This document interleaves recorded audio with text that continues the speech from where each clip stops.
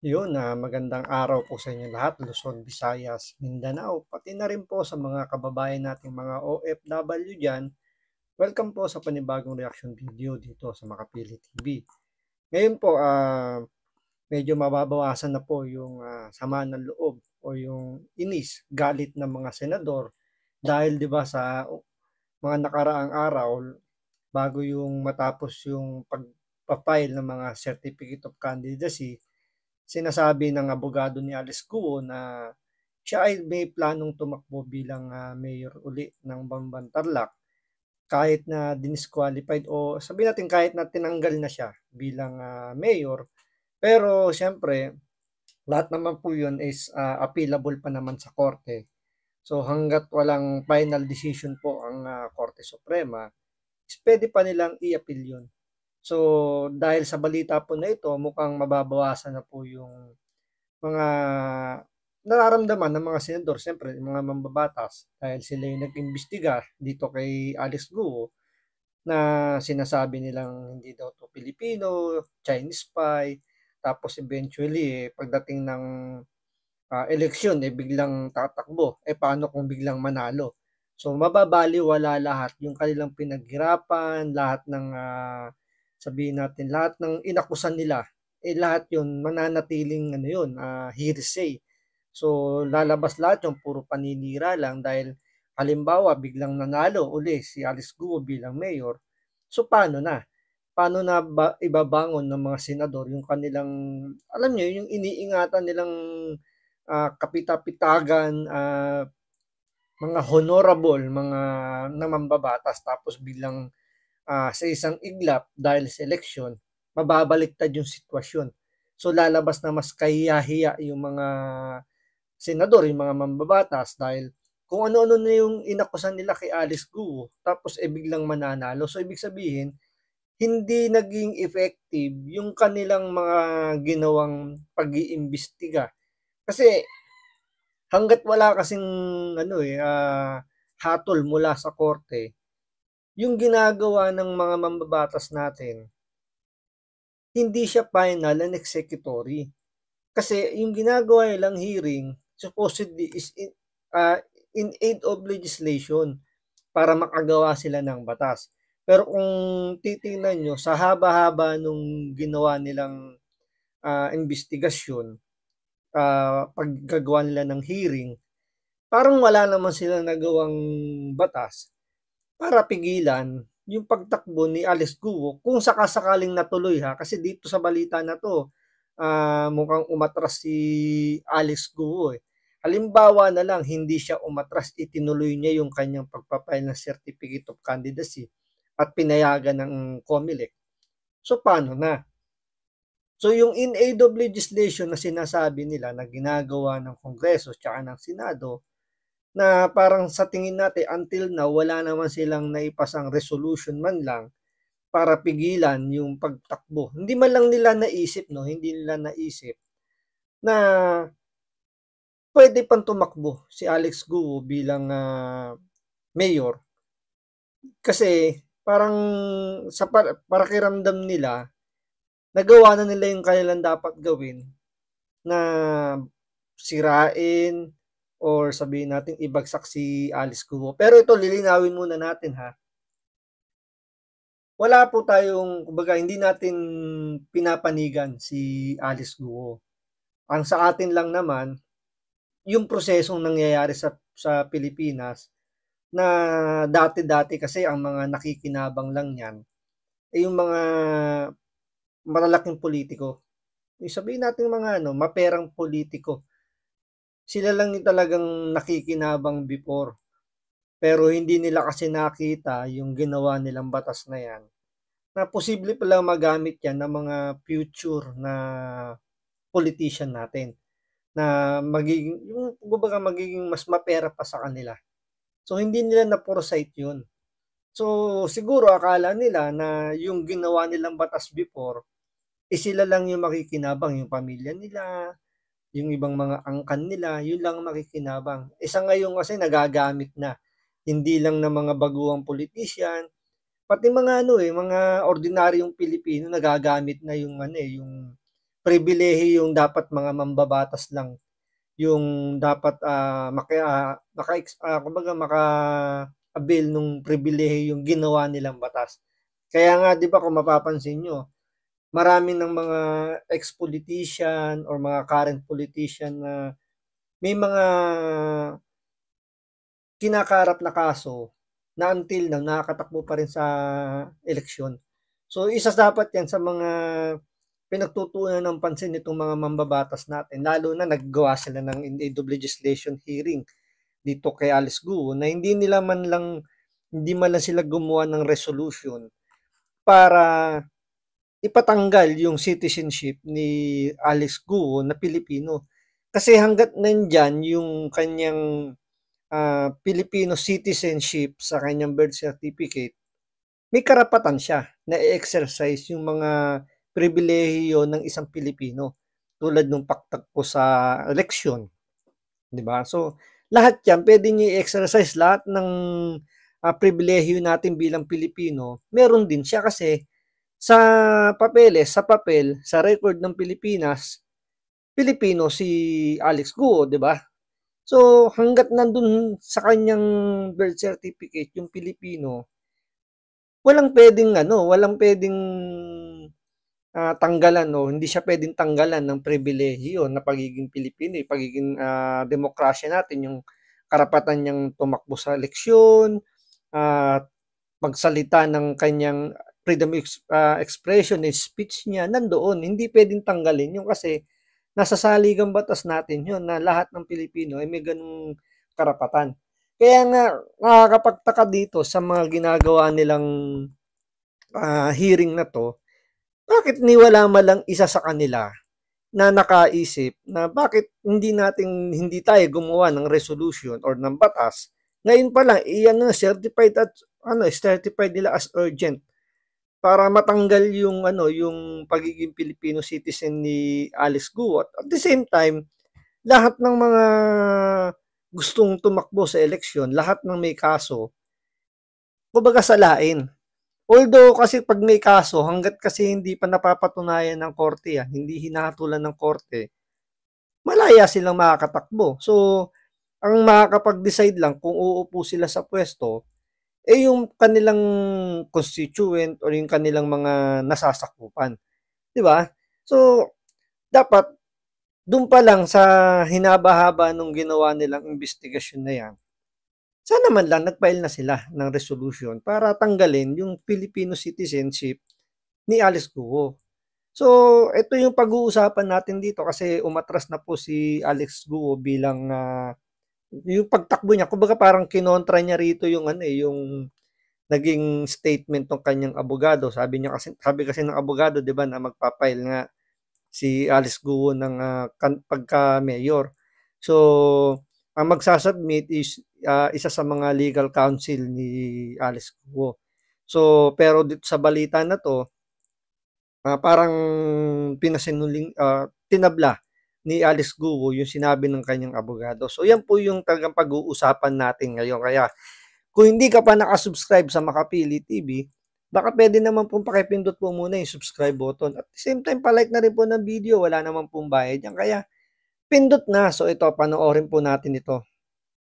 Lumabas sa pagdinig ng Senado na posibleng China ang nag-organisa ng pagpasok sa politika ni dismissed Bamban Tarlac Mayor Alice Guo o Guo Huaping. Siniwalat yan ng dating kaselda ng self-confessed Chinese spy na si Yang. Muli na maiginit ni Guo na hindi siya espiya ng China. May unang balita si Mab Gonzales. Taliwas sa naunang pahayag ng kanyang abogado na naghahanda siyang tumakbo ulit na mayor ng Bamban Tarlac, sabi ni dismissed Mayor Alice Guo sa Senate hearing, hindi siya kakandidato sa election 2025. Haharapin ko po muna yung mga accusations po sa akin, linisin ko po muna yung sarili ko po, at para maging fair din po para sa mga constituents ko. So yun, nabawasan, kumbaga natanggalan ng tinik itong sila Hontiveros, yung mga ibang senador na kasama dyan sa gumawa ng hearing tungkol dyan kay Alice Guo. So, hindi na sila lalabas na kengkoy. Kasi, ano ba, nakakatawa lang na pagkatapos nyo siraan kasi ng todo-todo. Kasi kaya ko sinasabing paninira kasi wala pang desisyon ng korte. Siyempre ito, usaping legal to, 'di ba? Although hindi naman tayo abogado, pero yan kasi yung kadalasang naririnig natin, 'di ba, na in presumption, presumptive innocent until proven guilty, 'di ba? So sa Tagalog, hangga't hindi ka napapatunayan ng kumbaga kung hindi ka pa nahahatulan ng korte, ituturing ka pa ring inosente. So lahat po ng mga kaso is nakasampa pa lang po. So didinggin pa po ng korte 'yan. So wala pa pong final uh, judgment yung korte natin. So lalabas na puro aligasyon pa lang, puro inaakusahan pa lang si Alice Guo. So paano marirelieve yung mga mambabatas natin dahil hindi tatakbong mayor si Alice Guo. Kaya nga sabi ko kanina hindi na sila magmumukhang kengkoy kasi kung halimbawa nga 'di ba, ulitin natin ulit, paano kung sabihin natin tumakbo tapos nanalo. So anong gagawin ng mga senador? So magpapail na naman uli sila ng panibagong complaint na i-dismiss uli si Alice Guo. Pero siyempre ilalaban pa rin uli yan ng mga abogado niya. Siyempre kung iba-backtrack natin yung issue na yan, sinasabi nila na maraming pera to si Alex Guo. So kaya niya magbayad ng mga magagaling na legal counsel, mga abogado. So ang ending niyan, siyempre tatakbo yung kaso. So alam naman natin na hindi naman ganun kabilis magbaba ng hatol ang korte. So baka matapos niya pa yung isang term niya or sa dalawang term niya pang lumipas bago siya mahatulan. So ganun katagal yung magiging panunungkulan pa niya. So dalawang term, sabihin natin 6 na taon na magiging kengkoy itong mga mambabatas natin na pagkatapos silang siraan, sabihin natin katapos silang i-expose, yun na lang para medyo maging maging balanse. Huwag na yung siraan. Pagkatapos silang i-expose kuno na etong si Alice Guo ganito, ganyan. So mababaliwala taga lahat yun. Kasi parang ang mangyayari niyan kahit yung mga nasasakupan ni Alice Guo sa Bamban Tarlac, pagtatawanan tong mga mambabatas natin. Kasi sila yung mas nakakakilala or sabihin natin sila yung mas sila yung mas nasa sitwasyon na mas nakikilala nila mas nararamdaman nila yung presensya ni Alice Guo diyan. Siyempre, siya yung mayor. Siyempre, kung panonoorin mo kasi sa mga video ni Alice Guo, kumbaga malapit siya sa mga tao kasi bumababa talaga siya sa grounds. Kaya kumbaga meron siyang interaction sa mga nasasakupan niya. So siyempre itong mga tao sa Bamban Tarlac, kumbaga magaan yung loob nila kay Alice Guo. Kesa dito sa mga senador na hindi naman nila nakikita, na hindi nga dumadalo sa lugar nila kasi nga hindi natin alam kung bakit hindi. Pero pagdating ng mga campaign period, 'di ba, nakakababa sila sa kung saang-saang lugar kahit yung mga kasulok-sulukan ng mga iskinita napapasok nila, pero pag nakaupo na sa pwesto, hindi mo na mahagilap yung mga pagmumukha ng mga yan sa TV na lang, sa cellphone o sa internet na lang natin nakikita yung mga pagmumukha ng mga senador na yan. Kaya nga mas pagtatawanan pa sila nitong mga tao ng mga taga-Bamban kung halimbawa manalo si Alice Guo. Ibig sabihin, hindi, kumbaga parang magkakaroon na kumbaga hindi na 100% yung paniniwala nila doon sa mga sinasabi nitong mga mambabatas natin na si Alice Guo ay isang espiya or what, 'di ba? Yun lang naman yung diyan yung pinaka issue diyan is yung tiwala ng mga tao kay Alex Guo na kumbaga sigurado naman tayo diyan sa Bamban Tarlac, marami diyan ang hindi naniniwala sa mga sinasabi ng mga mambabatas natin. For sure yan, may part diyan na hindi naniniwala. Pero meron pa rin part diyan na kahit papaano sabihin natin 50-50 na pwedeng naniniwala pero hindi siya kumbinsidong totoo lahat ng sinasabi ng mga mambabatas natin. So, ngayon dahil sa nangyaring 'yan, isipin niyo COMELEC pa yung naggawa ng paraan para harangin o hindi naman harangin, parang gumawa sila ng petition para i-disqualified or tanggalin yung pangalan ni Alice Guo if ever nga na magfa-file siya ng Certificate of Candidacy.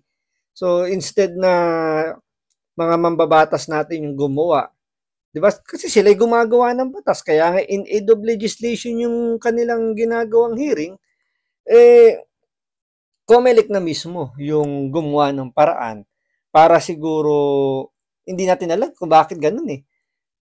Bigla ko lang naisip, bakit kaya hanggang ngayon hindi nila ginagawang gumawa ng batas para alam niyo 'yun, halimbawa kung ganyan medyo mabigat yung mga akusasyon, eh, bakit hindi nila gawan ng batas o i-revise man lang nila yung batas na bigatan yung magiging requirements or totaling tanggalin nila na kumbaga i-disqualify nila sa pagtakbo bilang kung anong mang position, elected position, di ba?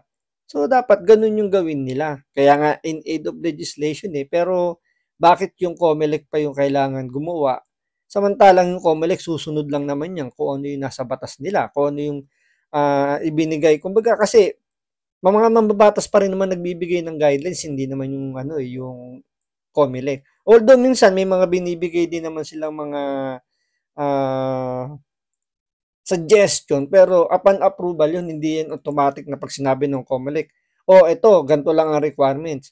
Siyempre, papalag yung mga mambabatas dyan. Kaya kailangan yan, ipapa-approve pa nila sa mga mambabatas. Kaya nga rito, petition lang ang ginawa nila rito.